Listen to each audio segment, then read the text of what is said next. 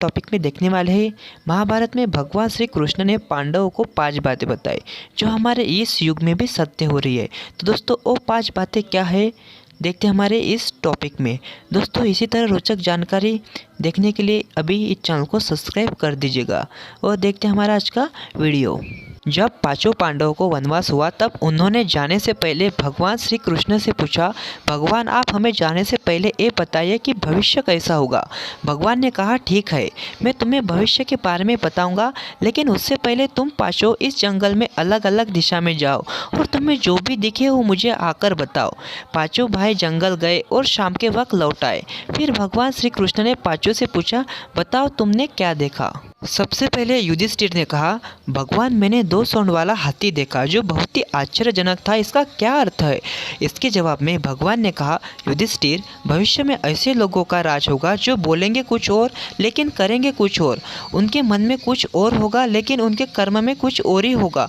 भविष्य में ऐसे दोगले लोगों का ही राज होगा।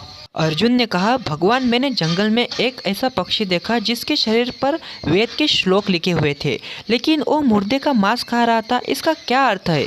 भगवान श्री कृष्ण ने कहा, भविष्य में ऐसे लोग भी होंगे जो बहुत ही ज्ञानी होंगे, वो ज्ञान की चर्चा तो करेंगे लेकिन वे अंदर से खुद राक्षस होंगे। ये लोग अपने खुद से बड़े पद पर बैठे लोगों के मरने का इंतजार करेंगे कि कब वो मरे और हम उसकी जगह ले। कितना भी बड़ा आदमी हो उसका ध्यान सिर्फ धन और पद की तरफ ही होगा।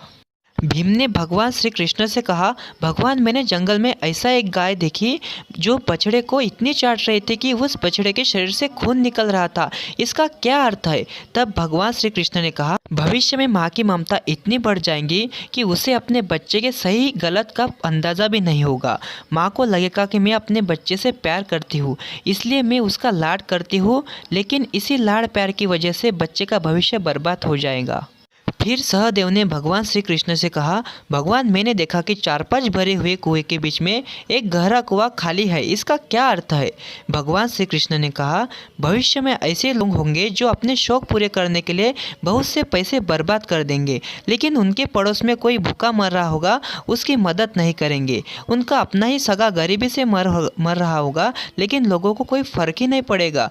लोग बड़े बड़े घरों में ऐश कर रहे होंगे और बगल वाली झोपड़ी का आदमी भूखा तड़प कर मर जाएगा। फिर नकुल ने भगवान श्री कृष्ण से कहा, मैंने देखा एक बड़ा सा पत्थर पहाड़ से नीचे गिर रहा था। बड़े बड़े पेड़ उसे ना रोक पाए लेकिन एक छोटे से पौधे ने टकराते ही वो बड़ा सा पत्थर रुक गया, ऐसा क्यों। तभी जवाब देते हुए भगवान श्री कृष्ण ने कहा, भविष्य में व्यक्ति का मन उस पर इतना हावी हो जाएगा कि वो मनुष्य के जीवन को बर्बाद कर देगा। वो अपने मन पर काबू नहीं कर पाएगा, उसे कोई नहीं रोक पाएगा, लेकिन भगवान के नाम का एक छोटा सा पौधा मन को शांत कर देगा और मनुष्य का जीवन बर्बाद होने से बच जाएगा। दोस्तों जितनी मर्जी पैसा कमाए लेकिन मन शांत रखे, मेडिटेशन के जरिए या भगवान को याद करके, और ज़रूरतमंदों की मदद करे। अपने फ़ायदे के लिए किसी को बर्बाद ना करे और अपने जीवन में ईमानदार बने और इतने ज़्यादा अमीर और सक्सेसफुल बने कि हर एक ज़रूरतमंद की आप मदद कर सके। याद रखो, जीवन बहुत ही प्यारा है और हमारे आसपास के लोग उससे भी बहुत ही अच्छे हैं। इतने सफल बने कि आपसे बड़ा मदद करने वाला ना कोई हो। तो दोस्तों यह सब बातें जो भगवान श्री कृष्ण ने उस वक्त कही थी जो आज के युग में भी सत्य हो रही है। दोस्तों यदि ये वीडियो आपको अच्छी लगे तो इस वीडियो को ज़रूर लाइक कीजिएगा और आप इस चैनल पर नए हो और आपको रोचक जानकारी जाननी है तो तुरंत इस चैनल को सब्सक्राइब कर दीजिएगा।